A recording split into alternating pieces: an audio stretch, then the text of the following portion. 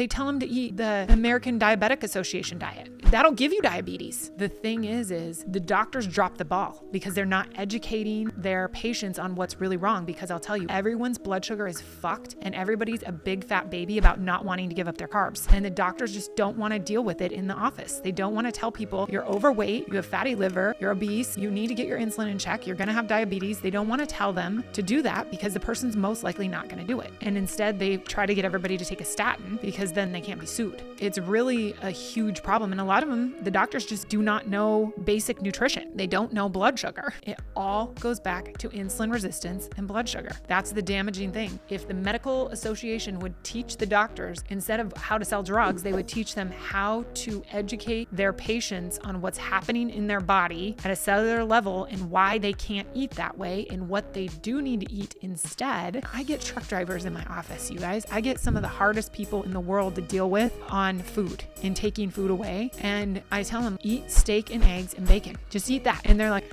that's it. Okay, I'm going on diet. They do it. They lose 60 pounds in 2 months. And they're like, that was freaking great. That's all I'm eating now. You know how many dudes I've done that with? It's not that hard. They tell them to eat the American Diabetic Association diet. That'll give you diabetes. And then they're like, that doesn't work. They're like, I'm not listening to you, doc. You don't really know what you're talking about. It's a complete racket. That's why we're here doing this. I just get to educate you on the processes in the body and the food.